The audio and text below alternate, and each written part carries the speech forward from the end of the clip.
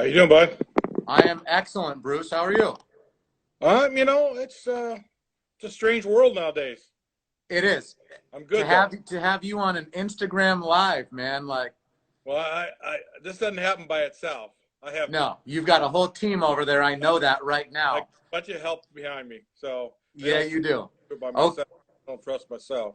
okay. So let me set this up for everybody out there. We have got Bruce Richardson, who I call the Godfather, SoCal Athletics, long-standing partnership with Easton. I mean, he told me this morning, and I was thinking it was since 2002. SoCal A's have been with Easton since 1998, 22 years. So we welcome Bruce Richardson. He is an elite partner of ours. He's a friend of mine, great guy. He's led the SoCal A's since 1999. In his 20-plus years as head coach of the 18U team, 4 PGF titles, multiple other national championships at ASA and Triple Crown, helped over 400 girls get to college, and just a great guy. So we appreciate you being on with us today, Bruce. Thanks, BK. Good opportunity here. You got it, man. So, all right. So you're developing the SoCal A's organization. I think you've got over 60 teams now. You got them in a few different states, and you're growing this brand. What is a SoCal A's player? What makes one great? Hopefully, they're a player that is respectful to their opponents, to their parents, to our coaches, to the game. Um, I'll take a kid on our team that maybe a little bit less talented, but does it for the right reasons and has the right attitude about it, and just somebody that's a joy to be around. Because we spend so much time together that we've got to like what we're doing. And if we don't, I'm too old not to enjoy it. Right? It's Right. just where we're at nowadays. I get it. I mean, and that's half of it. You know, man, I've been coming out to the field with you and Jess and the guys for years. And every time I show up, it's like a family out there. And you've got the girls out there who are always respectful to me and to Easton. And all the parents are always so fun to be around, and they're nice. I sit in your dugout, everybody gives me a high five. So I mean, that respect and having the right players on your bench, I'm assuming is part of what's helping you win championships. I think it's a big part of it. The atmosphere of the around the team is a big, and the parents, hopefully, they act properly because they represent us too, you know. And the coaches, college coaches, see the parents, and I try to, tell the parents that when coaches are watching the game, they're not just watching the players. Yeah, They're watching the everything. reaction of the parents in the stands. Um, their reaction, they're checking out the whole environment that player plays in.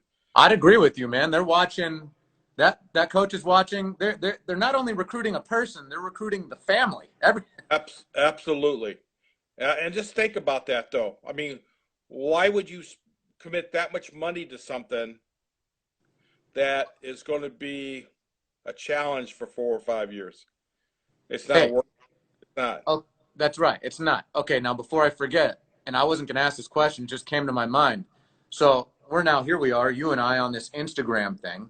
Every girl on your team's got a social media. They've got Instagram, Sure, they. Snapchat, Twitter. Dude, what?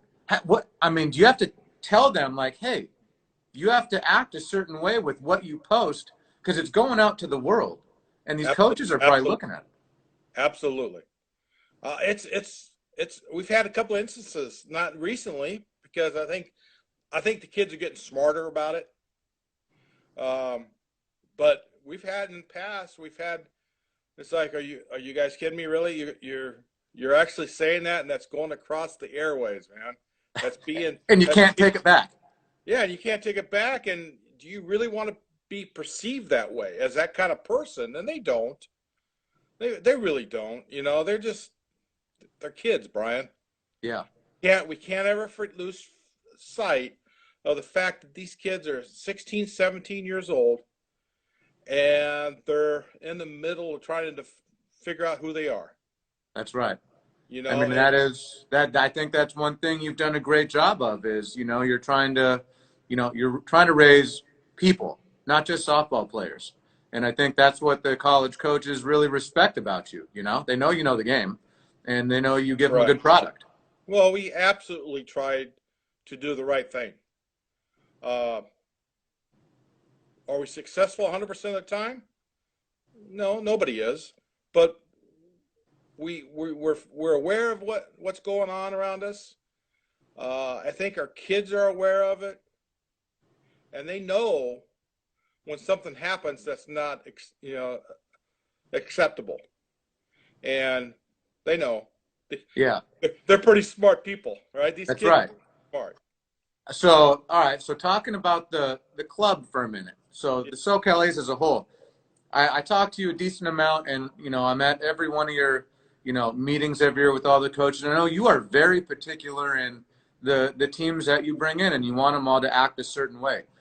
How important is it for the coaches on your 10U up to the 18U, all throughout your organization, to kind of follow that SoCal A's guidelines that you've set and developing players in a certain way? You have some really good coaches in the organization. Ken Briggs, you got Roseanne, you got Tony Medina. You got a lot of good coaches in there that elevate players that eventually end up with you at some point. So how important is all of that? Well, all those people make me look pretty smart. I'm not that smart. I just have a passion for something I do. I mean, I grew up playing baseball. I went to college as a baseball player, um, and I fell in love with this sport.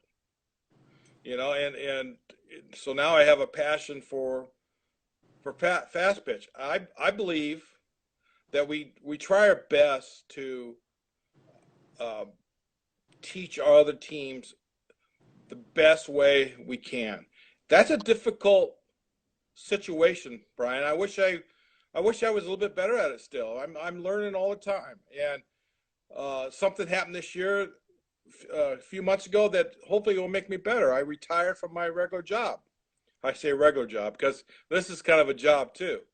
But I retired a couple months ago, and I'll have more time to become a better softball coach, a better everything. Sure. Um, I have a great family, as you well know, behind me. Mhm. Um, I have coaches on my 18 under team that I trust and do a great job with the kids. The kids like them, and the family. It's just uh, you have to have that in place in order to be consistently good. And that's probably the thing I'm most proud of is the consistency that we have shown over the last 10 years. Yeah. And if you would have told me 10 years ago this was going to happen, I would have, asked you how much you've been drinking. But Me, not much. you're not much. I understand. Your personality doesn't allow for that. Oh man. All right. So okay, let's move it on here. So consistency, right? So this is a strange summer. Who knows what's going to happen out here? So much relies on, oh yeah, we're ranked here, we're ranked there. We won this tournament, we won that tournament. What happens if there's no tournaments this year? Does it matter, or does what matters, developing those players and moving them on to college? And how do you assist your players choose the right college? Well, it all matters. Playing games, competing, learning how to compete. Um, that all matters. Okay. Um, one thing I'm very clear about, I don't choose the colleges for the players. I give them as much information as they ask for and as I think and I believe they need. I believe there's a place for everybody, and just because you play on our team doesn't mean you're going to the Pac-12 or the SEC or something like that. It doesn't mean that at all. If you have a team full of those players, you might be pretty good, but it might not be a great team. Great It point. it takes all kinds to be a team, and I think I'm very proud of what we have developed and what we believe in. And our coaches believe the same stuff, and our kids and families believe the same thing. And that's it. It takes all of us. It takes all of us. So if I'm going to interpret that, You have to what you interpret. believe in, what you believe in is you believe in hard work. I know that you are an absolute competitor because I sit in the dugout with you and you're on that bucket and you're grinding your teeth and I watch you, man. Like you, Okay, don't tell my wife that now. I get in trouble. okay, you're so calm. You're like a Zen master in the Yeah, dugout on your well, bucket and you good never time. get mad at Yeah. anything. But I know that you are an ultimate competitor. So how much of that comes across on your players? I think a lot of it comes across. Uh, I think that's a value that you can't. Sometimes it's hard to teach that. You know, we can teach them how to field a ball. We can teach them how to hit a ball. We can do a lot of that kind of stuff, the physical things. But to have that mentality of willing to do whatever it takes, you know, willing to fight for what you want, that's hard. And so you got to be able to lead by example. Yes. Hopefully, I'm not too crazy leading, but I don't not that think you are. I'm accused of that. If you were nuts, no, I don't think most of these people would be on your team out there. So, I um, I don't think so either. We will all want what's best in the whole. so what do you think's going to go on this summer? You got any ideas of what you think these tournaments are going to go down, or is it going to be just some localized a bunch of games, Well, or too early to tell? it's your guess, because your guess is probably as good as mine. Yeah, I have no clue. I don't I know. have a. I want to stay. I want to stick to the positive side of this. I think it's all going to happen. Right now, we're set up to play our normal tournaments. We are not going to be traveling this summer because I just think that doesn't make any sense, and it's coming on us. It's coming upon us quicker than any of us realize to make plans for all that stuff. Yeah, So we're going to stay local and play in our tournaments. Hopefully, our tournament in June that we've had every year, that some of the best teams around the country. Um, Hopefully that goes up, but none of this can happen without the support of the city park and rec and local government. true. There's a So lot of people and a lot of things that have to there's a lot of moving green parts, light. right? Yeah. A lot of moving parts that have to get lined up, and hopefully that happens. I believe it's going to. Um, we'll see. I think we're turning into the right direction. That's for sure. I think so. I think with all this stuff going on, I think good will come from it. I do too. Hey, I mean, look at the way the softball community is kind of joined together, and everyone's moving forward. Everybody's pumped. Everybody still loves the game. It's still there. Yeah, it's look, Ryan, this is one of the best games around. If you ask the people at ESPN how they view the College World Series and stuff like that, they love it. I They remember the first time I sat in your dugout at a tournament. I don't even know how many years ago, and I was blown away. Like the speed of the game, how quick it goes, how good the play. I mean, I was watching you guys play maybe Texas Glory or Georgia Impact a couple years ago. hmm And I sat there and I think I told you, I was like, dude, this is awesome. Like the girls on this field are going to represent the United States in like 2, 3, 4 years. Like it was incredible. You get so close to it. Right. And that's one of the issues. We're so close to it, we don't recognize how lucky we are. We Great have point. best softball players in the world sitting next to us in the dugout, Yeah. and and unfortunately sometimes we take it for granted. I've had some of the best kids in the world play on this team in the last 25 years, and I go back and I still get it every once in a while. I'll get a text or a shout out from somebody that has got 3 kids now and played, and it's like, oh yeah, I forgot about that. That's right. So it's a good thing. With Hey, all your network is so wide. I show up at a wedding one time and you're sitting a table over from me at, I think, I don't even know who it was, Kimmy Weinstein or one of them. It was one of their weddings. And I'm Yeah. like, wow, Bruce, you're over there. Yeah. It was Kimmy's sister, I think, wasn't it? That's right. That's right. And then you Yeah. got Julie Burney, who works at our office. You know, she's in charge of all of our fast pitch operations, and Right. she played for you at UCLA. And my God, you've got so many players who've won And national championships. Jessica Tozer was sitting at our table with us, with my wife and I, at that wedding. So it's a small family of softball network. And Yes, it's when you stop and think about it and slow it down, you realize how fortunate you are.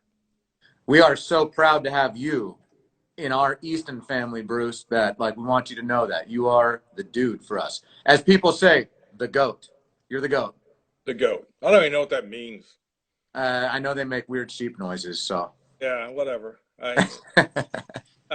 I don't I don't pound my chest a lot, as you know. I know.